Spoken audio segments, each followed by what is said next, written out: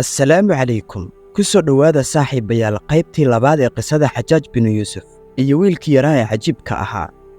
waxay noo maraysay qaybtii koowaad oo ah wiilkii yaraa oo la geeyey guriga xajaaj ama qasriga uu ka taliya xajaaj, kadibna la yaaban kibirka ka muuqda xajaaj binu yuusuf iyo qaabku u qurxiyey guriga uu deggan yahay. xajaaj oo dhabarka u jiifay ayaa soo fadhiistay. dadkii xajaajka agdhowaa ayaa wiilkii yaraa ku yidhi, wax edaba ma lihid, ma garanaysaa qofkaad sidan ula hadlayso?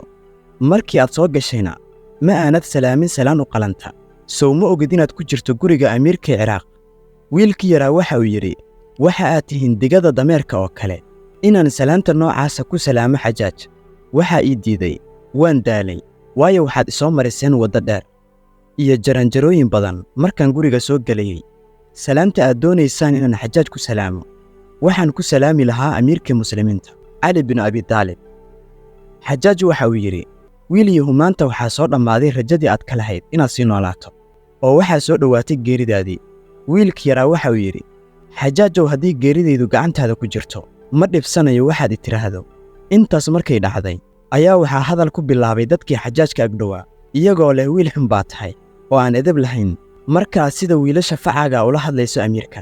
miyaanad ogayn inaad la hadlayso amiirkii Ciraaq iyo Shaam? xajaaj ayaa bilaabay inuu su'aalo weydiiyo wiilkii yaraa. waxa uuna yidhi, wiilyow markii dhoweeda aad lahayd salaanta gaarka ah, yaad ula jeedday salaantaasi gaarka? wiilkii yaraa ayaa yidhi, waxaan ula jeeday amiirulmu'miniin cali binu abi taalib iyo asxaabtiisii baan ka waday oo aan ula jeeday. adiguna xajaajow haddii lagu dhihi lahaa qof salaan yaad salaami lahayd? xajaaj waxa uu yidhi, waxa aan salaami lahaa cabdimelik bin marwaan.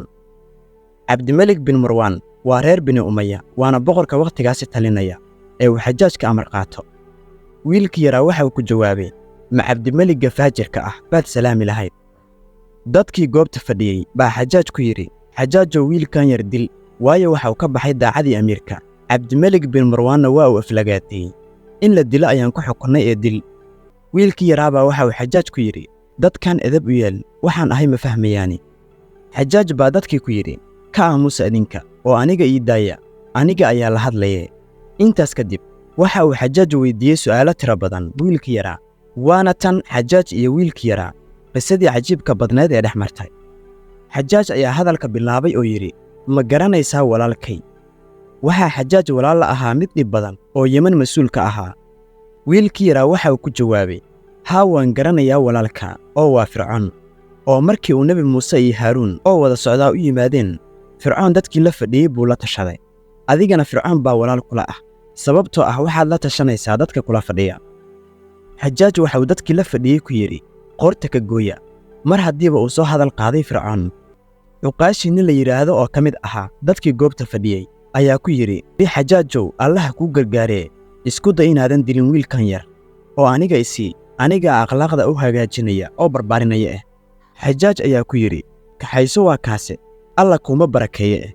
wiilkii yaraa ayaa yidhi, uma mahad celinayo kii i bixiyey oo ahaa xajaaj, iyo cuqaashi oo la isiiyey, midna mahad ma mudna. cuqaashi ayaa ku yidhi, waryaa sidee u hadlaysaa? inaan geeri kaa badbaadiyo ayaan doonayey, adiguna waxaad leedahay mahad iguma lihid, oo hadalkan maad igula hadlaysaa? intuu xajaaj eega oo yidhi, ma rabo amiirow, waxaad rabto ku samee, wiilkan waa edab daran yahay. intaas kadib ayuu xajaaj bilaabay inuu ka waraysto wiilkii yaraa, xagga uu ka yimid iyo deegaanka uu ka soo jeedo isir ahaan. wiilkii yaraa isagoo eegaya fikradda uu ka qabo xajaaj, dhul badan ayuu kolba sheegtay magaalo, isagoo xajaaj tijaabinaya waxa uu ka aaminsan yahay dhulalkaasi kala duwan. la soco qisada qaybta saddexaad ee xajaaj binu yuusuf athaqafi.